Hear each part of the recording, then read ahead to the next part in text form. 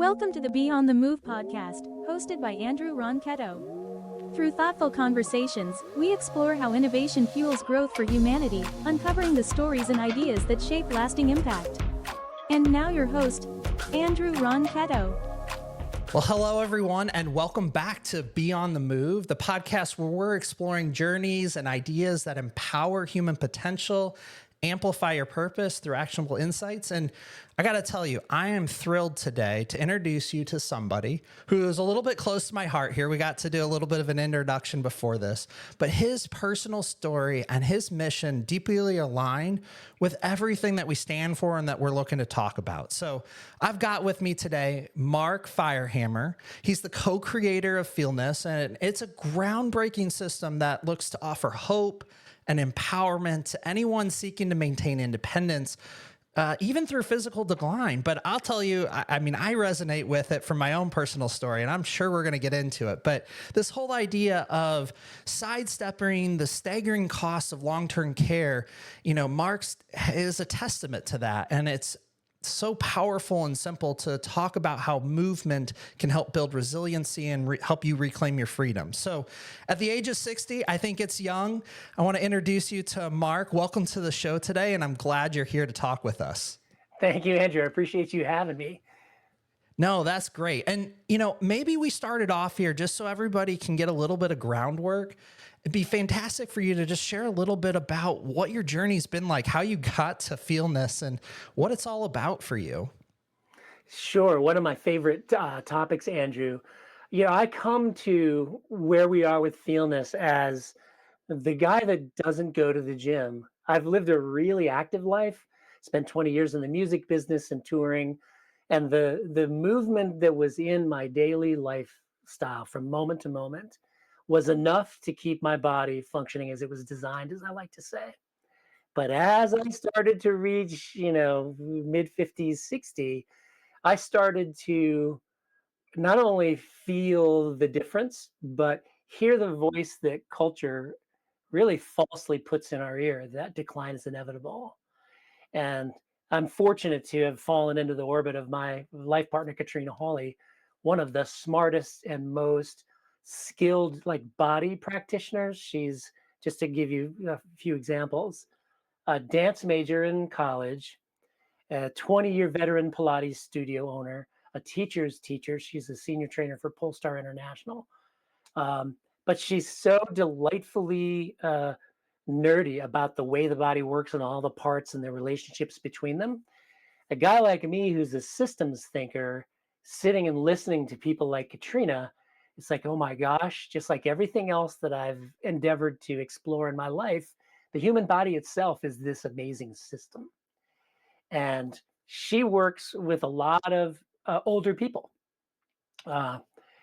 folks that are feeling the same thing, getting a little older, feeling the aches and pains. I like to say oofitis. When you bend over and pick up or try to pet the dog or the cat, you go oof. Or in my case, pick up the kids. Pick up the kids. The oof in the language of Feelness is the sign that the body is trying to tell you that it's not broken, it just needs your attention. Because as I've learned, when the body complains, it's because the players, and there's 7 areas of the body, the player is responsible for whatever it is you tried to do that caused you to go oof. They're not playing well together. They're trying to help each other out and compensate. We call it compensatory patterns.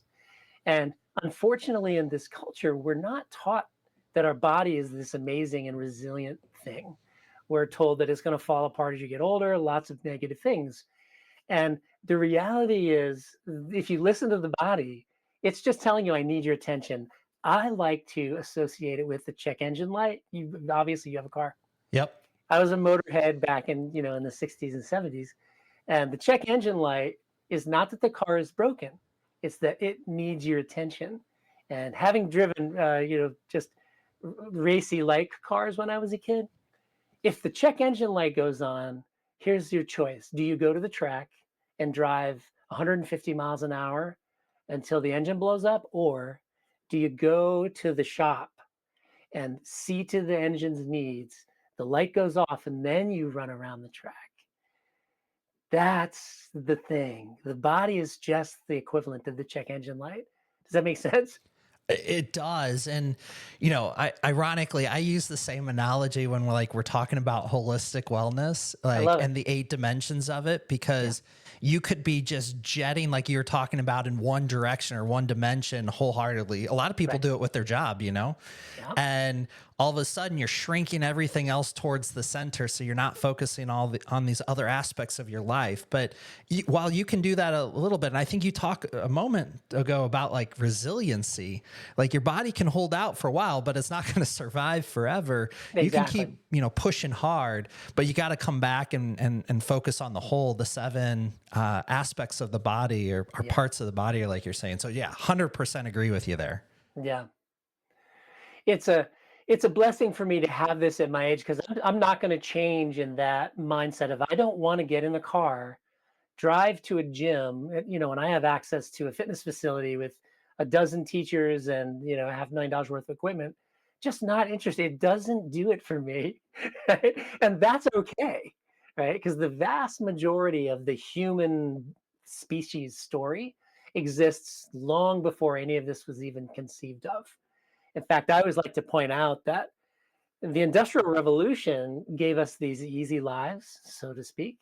By 1950 is when we realized taking physical tasks away from humans ends up not being good. Sedentary lifestyles are really bad for the body. So fitness was invented, and it comes with an agenda, which far too often, when you look at the way it's advertised, it's about the way you look, right? There's the fat guy and then the ripped guy, the before and after.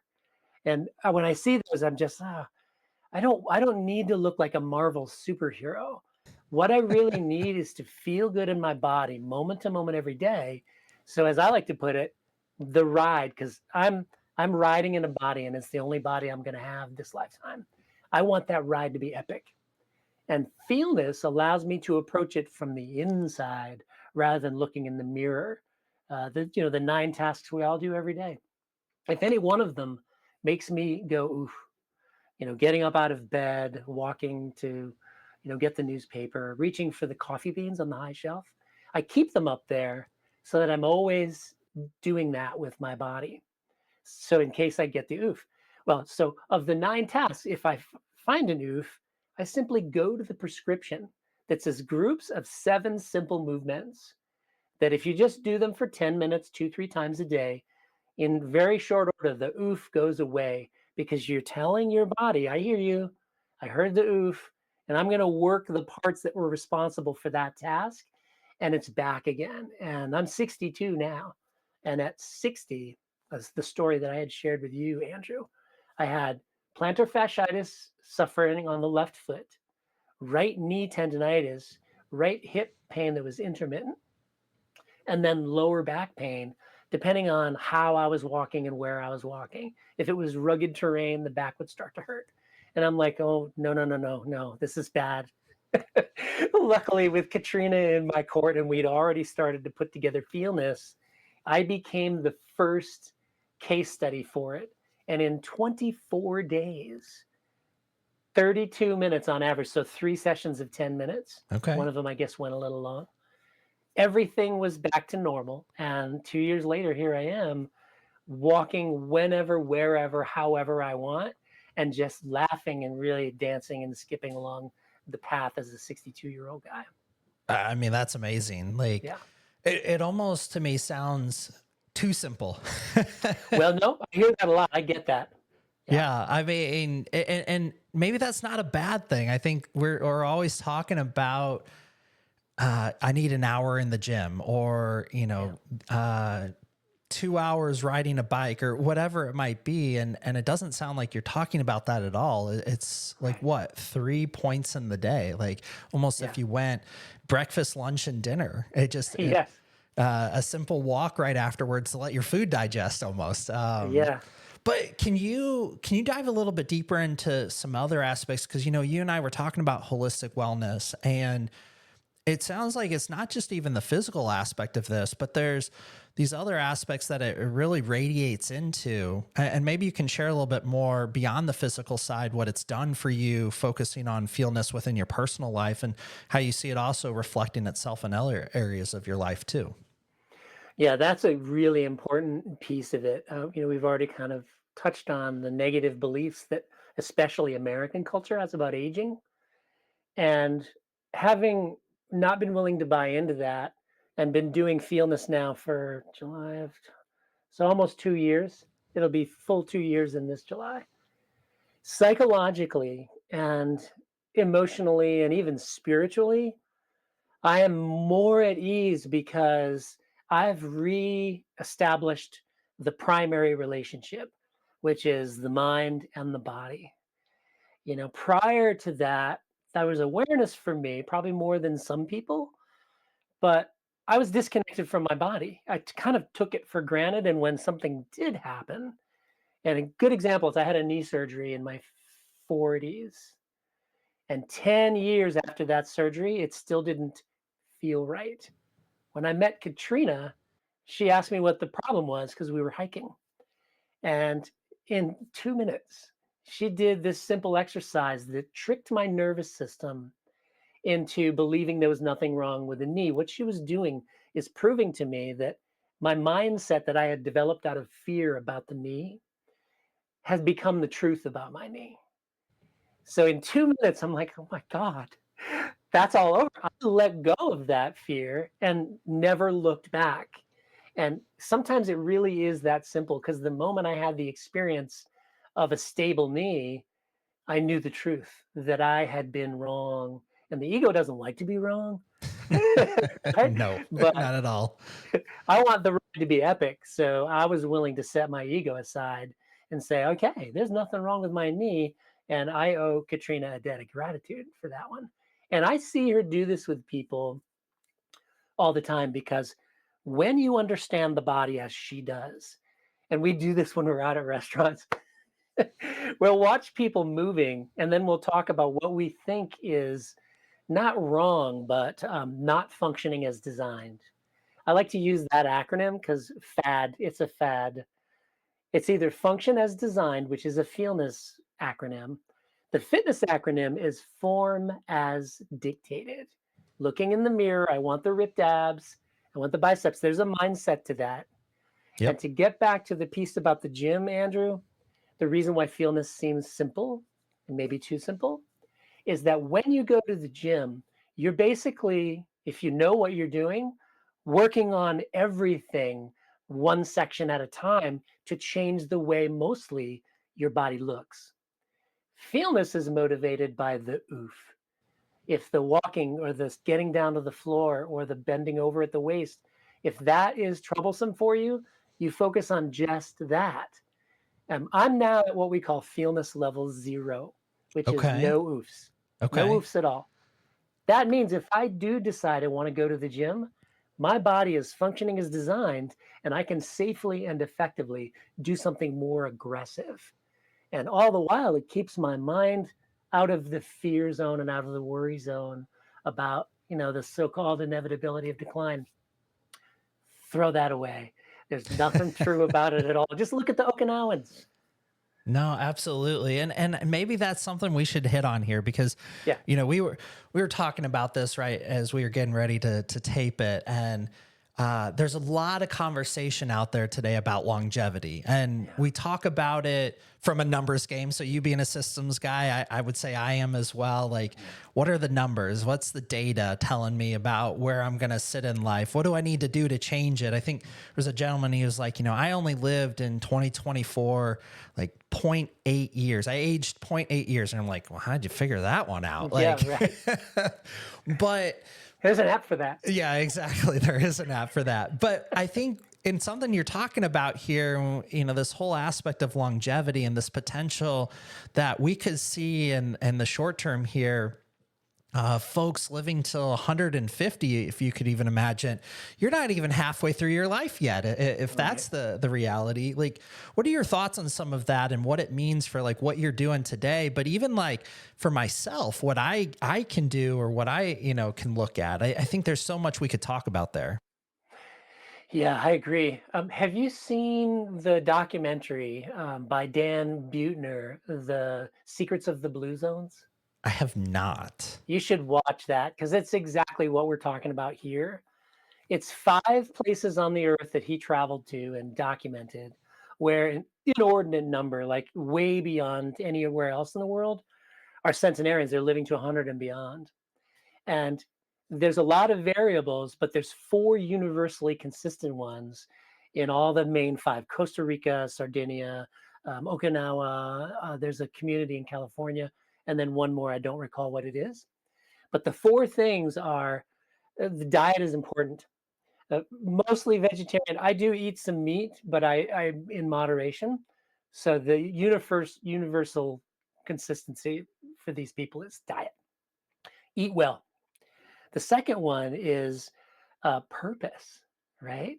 And in America, we say the reason why I get out of bed. In India, they have a word for it. In Japan, they have a word for it. But it's all the same thing as humans. Purpose. Why am I here? How am I contributing? When you have that, that adds years to your life. The third one is of community, connection.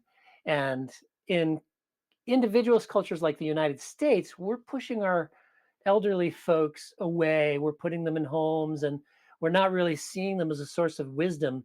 All these other 5 little mini cultures, way older than the United States, they make aging a revered thing, something that we can all learn from. They spend a lot of time with the young people. But the last one is movement, right? Movement as medicine. One of the reasons why I love the title of your podcast is Move is right in it. Yep. Movement is medicine. So if you see to those 4 things, you're a species, we're a species. We're gonna have the same results as the people that have been living that way for thousands of years. And when you watch the documentary, for me, the Okinawan one is the most compelling because the joy in these 100-year-old little guys, the wiry little guys. There's a scene where Dan is interviewing this fella, and he's sitting on the floor cross-legged, and he's got a huge smile on his face. There's an interpreter. But at one point, Dan asks him about, his body, and he puts his hands down and lifts his entire body off the floor while in the cross-legged position and begins to swing and laugh as he's doing it. So move it, use it or lose it. We say that here in the United States. And these people aren't going to the gym. Yeah. They're gardening, they're walking. They make sure to vary their activity so that I like to say that I don't know how much you can see me, but all the joints, they need to go small and they need to go big. Chairs are bad. We get our knees never go beyond 90 when all we do is sit in a chair. We changed our house January of last year. It's been a year to ground living. We got rid of all of our tall furniture. And so what that has done is given me the ability to never have to go to the gym. I'm basically doing 30 or 40 squats a day just in the process of, I need some tea. So I get up off the floor, I go make my tea, I come back and I'm back down on the floor. What I love about that is I had a joyful childhood and I loved being on the ground, digging for worms to go fishing, whatever. Is now at 62, I can get up and down from the floor while holding a martini glass and not spill a drop and not use my hands. Right? Wow. 2 years Okay. ago, I had to use my hands, and it wasn't a pretty sight. It was like oof, but now it's just effortless. I feel like a kid again, and part of that psychologically was moving. It's not just cutting the legs off the tables. It's not just looking like you're living in a college dorm. All the beautiful things that we have that nurture us, that inspire us, that engage our minds, we move them all down. So when you walk through the house, you feel like a giant because all the cool stuff is down low. And Interesting. Kids would love it, by the way. Like, yes, it's so cool. So you get down on the floor and then you immediately want to play. You play with things. And that's a big part of the re-embodiment process for me, is finding the joy in my body. Because when you hurt, it's really hard to manifest joy on the outside, you know? I We speak do. through the eyes. When you look into somebody's eyes, you know when they're in pain, even when they're trying to tough through it. And the body is the source of that pain, because here we are trapped inside them, the ghost in the machine. No, and I there's so many things you brought into that, and the more you talked about the documentary, like I'm gonna have to watch it because Yeah, absolutely. there's a few things when we thought about building out this podcast, just to throw this out there.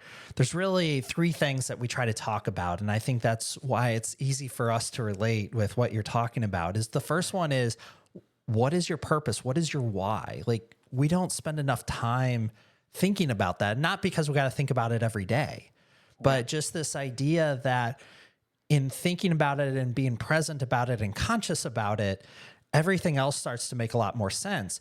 Our actions feel more meaningful, like you were talking about. We get more energy from it.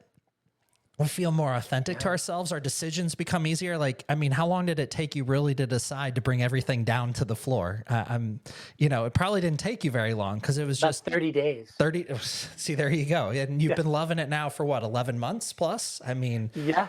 Well, let's see. We crossed the line on the 5th, so it's been a year and 20 days. so there you go. I mean, Yeah. it's fascinating how that purpose so quickly helps us just get clarity in life to go after things that are important for us. And Yeah. and that leads to then, like the balance you're talking about. And then the one that I love the most, where we talk about these concentric circles of growth. So like you're talking about it for yourself, but there's this ripple effect, and your wife being a practitioner, amplifying that ripple effect, and then you bring it into your community, like the magnification of that ripple. It's just how quickly all these things start to exude from your beliefs, from your happiness, from your physical presence, just this radiation of energy. And it's like, like, what would it take me to really bring that into my day-to-day practices? And that's a question for you. Yeah, it becomes a choice, but makes it almost sound like it's easy to find 10 minutes in a day to do this, or 30 minutes, I think, like you were talking about. So I don't know if you have some thoughts on that for somebody who's listening to this and saying, really, it's that simple? And I can do that now? I don't need 2 hours or 5 hours or to totally take a half a day on this? Like, Yeah. Well, I think it's important to point out that if somebody really, and I never discourage anyone who really wants that external physical transformation. Uh, I am concerned, however, when they're obsessed with that and it's all about the way they look. And sometimes I marvel at these people that seem to like the gym, and they're like, "Oh, it hurts so good." I'm like, I don't get that at all. Right? Why do you want to go down that rabbit hole and then spend the rest of your life talking about how much it hurts because you worked out so hard? can't lift up your arms, like, ugh. Right. So to answer your question, I think I have to respect the person who is listening to me and say and ask them, do you want to change the way you look physically, or you want to start with feeling like $1,000,000 all day, every day, and then maybe consider the transformation? My experience is this. Are you old enough to remember Billy Crystal's character on Saturday Night Live? Mm-hmm. Uh, you look marvelous. So says Fernando, right? He was making fun of fitness in general in a very comedic way. That was a long time ago. That was 50 years ago. And still today it's prominent. So getting back to my point, if someone is biting the worm of the fitness industry, fat guy, ripped guy, do our thing, you're going to be the ripped guy. I'm going to do that. If he first said, I'm going to work on how I feel, because why do I feel badly about the way I look? I'm going to think that through. I'm going to peel back the layers of the onion. You don't need therapy for that. You just need to reflect. And then do some things to feel better, and then decide, am I willing to go down a path that can't ever stop unless you want to lose what you gained? That's the trap for me in fitness, is if you buy into the only option there is, which is to transform your body, shed huge amount of pounds, build strength, put on muscle mass. When you stop, you go right back the way you were, because the body responds to what you do with it rather than to it. Absolutely. I like to make the with statement. So yes, if you want to feel better, just look at the history of humanity. Civilization is a fraction of 0.5% of this human saga. We didn't have fitness until the lifestyle said, oops, we need fitness. If we just think, what did more primal human beings do? They squatted around the fire. They squatted to, relieve themselves, to be polite. And the squat is the way the body was designed. And I do 30 minutes a day of squatting when a year and a half ago, I couldn't squat for a minute comfortably. And I do the 30 minutes a day not to take out time from something else. I do my language studies during that 30 minutes. Instead of sitting in a chair, I made my way down to the full squat. Like I'm an Aborigine or an American Indian sitting around the fire doing my thing, but I'm doing my language. I'm learning Spanish with Katrina. So there's lots of opportunities to put the movement back into your daily routine. And with all the furniture gone here, we don't have the big giant dining room table anymore. That room is now fully available to move. So I just go out there and bring my laptop and sit with one, they're called a Z sit. It's like half of a cross-legged, put one Okay. out. Yep. And I'll, with a nice straight spine, because my body's able to do that now. And then I'll change and move the leg in the other direction. Way better than sitting in a chair where you're not moving anything ever. You're not listening to your body. So that's the key. Find ways to live that has you using your body when you're not even thinking about using your body. And you'll begin to start thinking like we did. Oh my gosh, why don't we get rid of that piece of furniture and see how that goes? I'm not saying gut the house.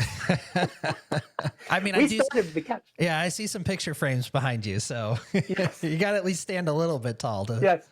Well, that's because when you walk through the house, you want to make sure you're engaged at that level too. Absolutely. For us, the ground living just added a very joyful, engaging dimension down on the down low. Yeah. When we No, had people over for dinner, they're struck by how elegant and beautiful in a very, very different way. It's not like the Ethan Allen decorated house that looks like a showroom. And that's never been very inviting for me anyway. If you're really into that, good for you. I'm happy for you. But this is a whole other animal. well, we'll have to explore that animal. One thing I related to it is I was just thinking, instead of it being a sit stand desk, it should be like a squat sit stand desk, like just to give you that movement all the way up and down. So I need to check that out with mine here afterwards, how far I can go down, and maybe cross-legging on the floor wouldn't be a bad thing. So Yeah. My advice, though, Andrew, is Americans, we tend to go too fast. And when someone hears that I'm doing squatting, they try to go immediately to the floor and be on the floor. No. Work your way down. We have these biscuits that are 4 inches thick. They're Japanese, they're woven, and they have a firm foam interior. So when you stack them 4, 8, 12, 16, at 16, you're about the height of an average American couch. So take one away, you're 4 inches lower. Do that for a few days until it's comfortable. Don't do it to be in pain. Do it until it's just slight discomfort. Take another one away. Now you're down to 8 or 12 inches. Take another one away. You're down to 4 inches. Well, now at this point, if you can be comfortable for 5 minutes, you're on your way to being comfortable in a squat for as long as you care to squat. And, me with a knee surgery at 62, like I said, I can squat for as long as I want to squat and just love it. Right? Play with a cat. Absolutely. No, and I really appreciate that last part there, because I think that's what we always got to think about is the steps we can take, the Right? You don't want to hurt yourself intentionality. on your journey. Yeah. I mean, cause I was there, I pushed too far in one direction, and, as I say, I'm on a recovery path. It's 2 years in, but Yeah. I Can you totally get it. share anything about your injury? Yeah, I had some herniated disc in my back from, as they would say, the stress. If you could believe that, work can materialize itself in different parts of the body. And this I for hear me that. was in my back. And I would say I was fortunate. But, I go through, as I always tell people, if you ever watch James Bond, he was on one of those machines that like stretched you out and it was rapid and whatnot. I'm not on, they've definitely, technology has advanced since then. But, At some level, you'll probably have to compensate for that for most of your life. Yep, exactly. And that's true. So I do regular physical therapy and whatnot to help, keep things in order, so to say. And I feel a lot better from it, but it is an ongoing adventure. And it's something that I've had to introduce into my practices just to be intentional about. So 100% again. And your physical routine, Andrew, is it what your PT gave you, or do you have some other things that you do? It's what my PT gave me. And then, I mean, when you got young kids, you're running around the house any day, all the day. So, And they're the size that you got them on your arm sometimes. oh yeah. Even at 4 years old, I feel like they're still on my arm sometimes. So, and I love that. So, I think there's a lot of, opportunity that I get to, I'll say squat and, flex and all of these other aspects of my body where, I was thinking about it as you're talking about it. What's that oomph? Do I have any oofs, when I get up in the morning? And probably still a little bit in my lower back where I had those herniated discs, but I think it's just something that I continue to be more conscious of, to see where I was definitely 3 years ago. I'm not today. Like I definitely feel a lot better because I spend time on my lower back, and then I'm just looking to other ways to improve it, add more to it. So I appreciate this. This has been helpful for me. Before we go, I'd love to give you a moment here to share a little bit about how people can connect with you and talk more about Feelness. So how can they reach out to you? Yeah, sure. Well, we're just getting started on the website. We launched in mid-December, I guess. So my Feelness, myfeelness.com will get you there. We also have a community Facebook group that we've just launched. That there's only 2 or 3 people in it right now, but that's a place where people can ask questions. If they want to get a subscription, it's a monthly fee, and you can go in there and learn everything you need to learn. The videos for each of the movements, and there's 60 movements, are less than a minute long. So if you're working on the bending over at the waist, I think there's just 2 groups of 7 in that. You could learn that in a matter of weeks. And then you don't even need the subscription anymore if you've got your practice down. That's how easy this is. Once you get the understanding and you have that in your possession, it doesn't cost you anything to take your body back. We do encourage people, hey, stay subscribed, stay connected, get in the community, because this is the kind of thing that you'll be more successful. This is probably true about anything if you do it with others. Absolutely. Right? Yep. When I look at my peers on Facebook, because that's one of the blessings of the curse of social media, is that you get to follow people that you may not otherwise see and hear about their lives. And it makes me a little sad that many of them in the same age group are falling apart at the seams, in their own words. It's not my judgment of them. And I always want to invite everybody to recognize those in your life that are in that same boat, and do it all together and keep each other accountable. And we've built the tools to make that a possibility. If anybody has any questions, Mark, M-A-R-K, at myfeelness.com.